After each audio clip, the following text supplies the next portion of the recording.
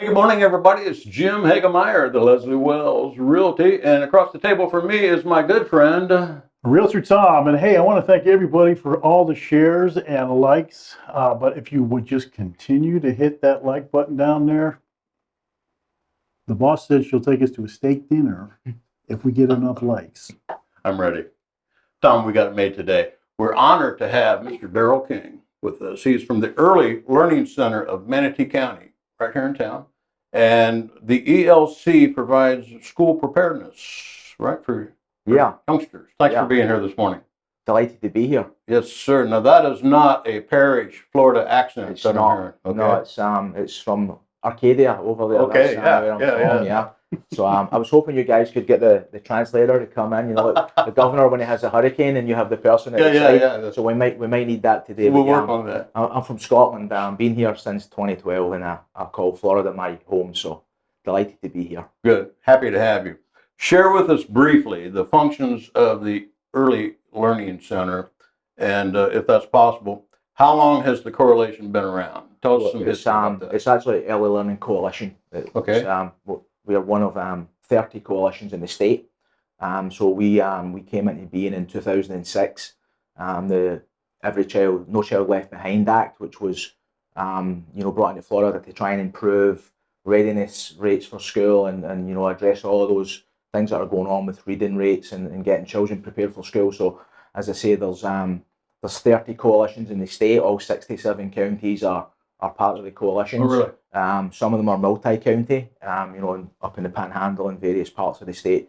Manatee County is its own coalition, and we're state and federally funded. And we, as you said there, Jim, we prepare children for school. We have two main programs, which are our school readiness program, which is a childcare subsidy program where we support low-income families so their parents can work and can go to attend school, and the children can get high-quality childcare. And our other main program is VPK, or Voluntary Pre-Kindergarten, which is a free program. And that's, again, for 4-year-olds in Florida. There's no cost. And that's in September each year. And we have about 6,000 children in our programs right now. So we serve a lot of families. So is it solely for low-income families or at risk? The school readiness program is income eligibility. So a family would come in to our office. They would supply their paperwork. We would we would run the numbers and see if they qualified for assistance, and then we can make a significant contribution towards that childcare cost. In many cases we can, and childcare is expensive, as everyone knows. Oh, sure. So in many cases we can have a family, single mom, somebody who comes in and maybe the childcare cost would be $300 a week, and if they qualify for our subsidy program, we can bring that down to maybe $25-30 a week, and we pay the rest, and that allows that person to go to work and know that they can work and that their child is in a high quality childcare environment. So we don't administer childcare at ELC, which is a bit of a misconception. Right. That we're in charge of that. We contract with childcare providers. So is this like a placement program for childcare? So we recommend places that you can send your child. We don't tell you where to send your child, but we have what's called childcare resource and referral. So if your child qualifies for our program, and we have a family that would like to see their options, we can present them with ones that are close to where they live or where they work, and you can show them if this place has had any issues or any findings. And we obviously we contract with these people that we pay for the childcare, and we spend about $15 million a year on that program. So governed by the state, and we have a lot of guidelines, and we monitor the childcare providers to make sure that they're doing what they're supposed to do. And DCF, which is the Department of Children and Families, they come in and check that they're in compliance. So it's very highly regulated. But as to your point, Jim, we place children in childcare, which allows their parents to keep working or attend school. And that's a full-time job right there, just that alone, right? Yeah. Well, not just that, but you also involve programs for health and wellness for these children, right?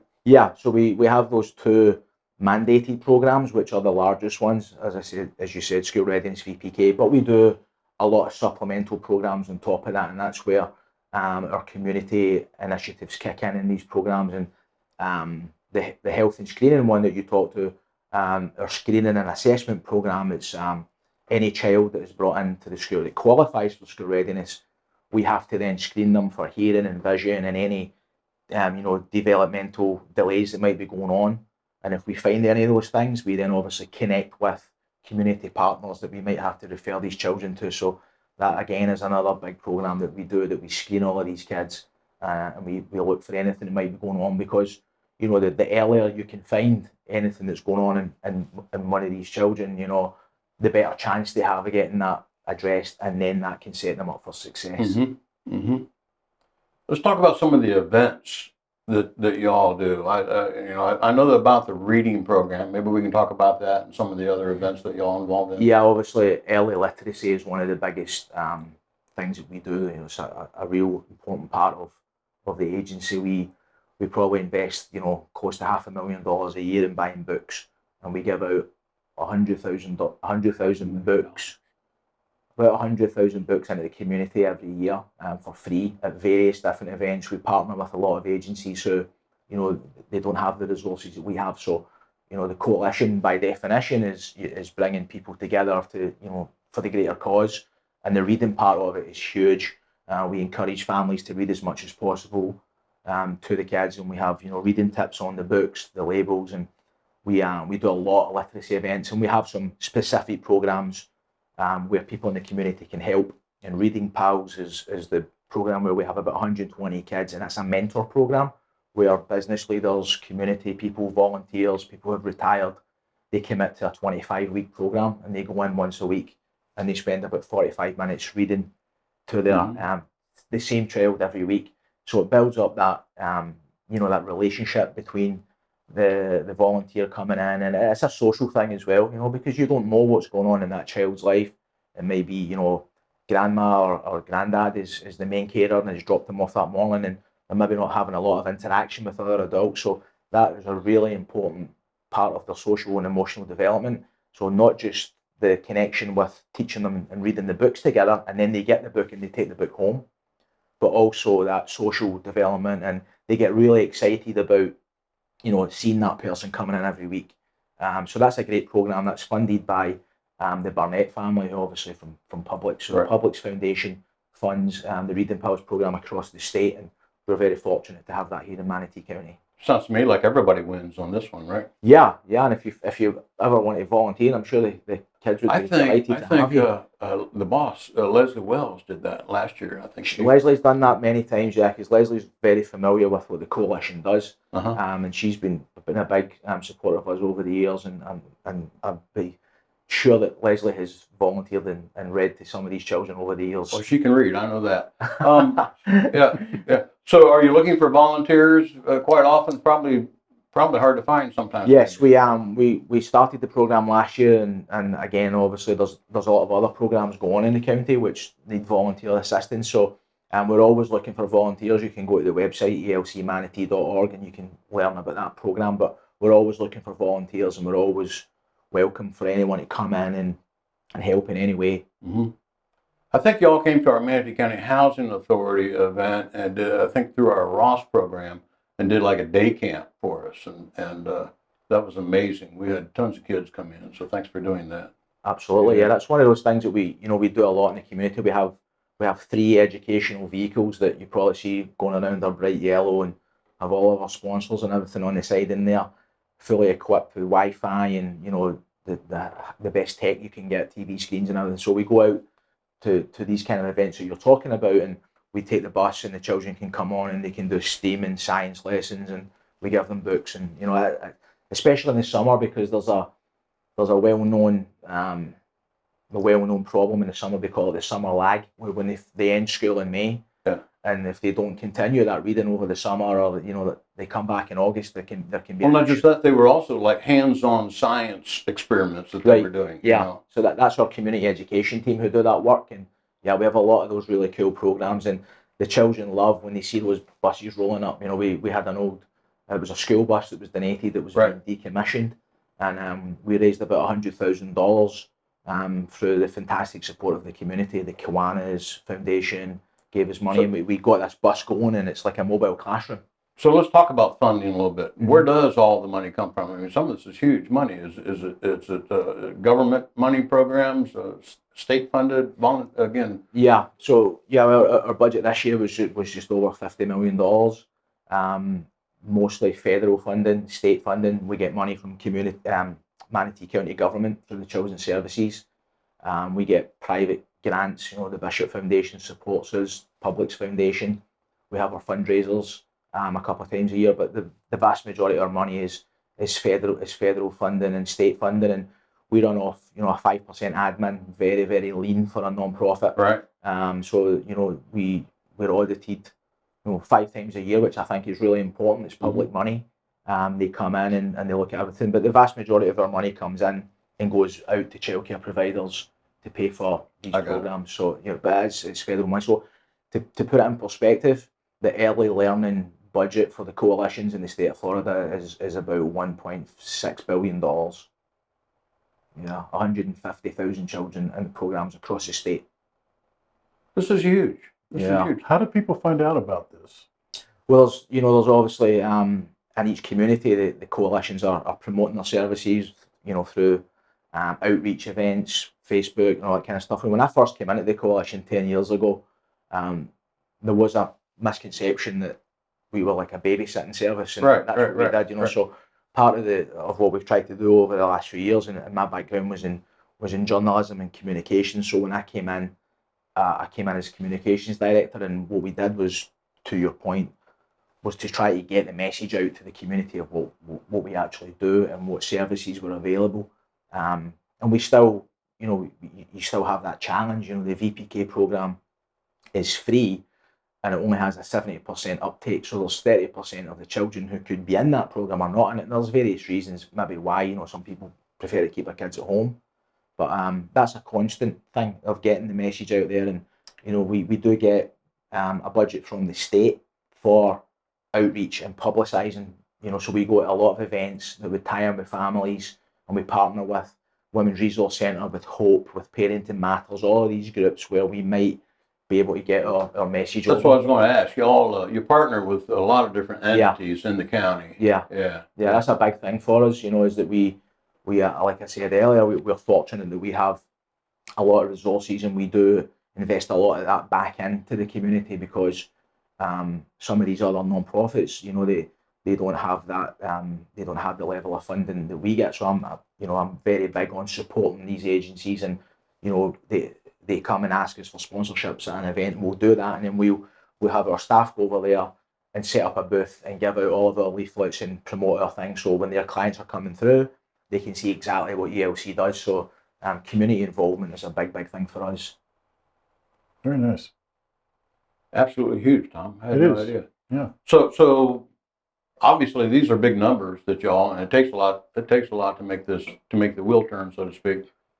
Where are we headed in the next 5 years? Where do you see the ELC headed? I see us continuing to get bigger with the expansion of the county. I mean, that's something that we're looking at. Just looking at the numbers right now, our VPK is up already this year. VPK starts in September. The enrolments are higher than they were this time last year. A lot of that growth in Lakewood Ranch brought us a surge maybe in the last 3 or 4 years, and now we're looking at what's happening in North River. 30,000 Yeah, rooftops. and that's going to be, as you guys know, in the industry here, that's going to be families coming in. It's going to be probably a lot of our clients, maybe not in the school readiness program, but certainly in VPK. So we're expecting a surge in VPK, and again, that is a free program. So if the state gives me a budget for VPK and we get more children, then they have to pay for that. There's no cap on VPK. So we're definitely keeping an eye on growth in North River. We're spending a lot of resources in Palmetto to get our Hispanic community involved in the program, and we do a lot of bilingual radio adverts. Okay. We do a lot of bilingual advertising and mailers, and we just trying to get the word out that we want them to make sure that they know of all the services we've got. And of course the new Hola elementary school that's opening over here, I don't know if you know what's happening with that school, but there's a new bilingual school that's opening just up here behind Detweilers, and there's going to be about 600 or 700 kids going in there, and that's an offshoot from Manatee School from the Arts. So this is their elementary school that's opening. And again, that's going to bring a big focus in this area on that Hispanic community. So we're supporting them. We've been giving them a lot of help to get their VPK classrooms up and running. And they've got, from what I'm told, 500 or 600 kids signed up already. Yeah. So this is a community outreach, community service that it's kind of quiet, actually. I mean, I wasn't that familiar with it until, I saw something about it. But now, as we discover, this is a great need to be had up here. It's very impressive what they do for people too. How about that? And you're right, it's not widely known, I don't think. Yeah. So to be able to bring this to all of our viewers, it's a great thing. So how does the community support the coalition? How can we support y'all? Well, obviously we have, we're always open to anyone who wants to come in and help and volunteer and label books or attend events and that kind of thing. We have 2 fundraising events a year. We have one in June, which is on Stand for Children Day. And, that's, again, we had tremendous support.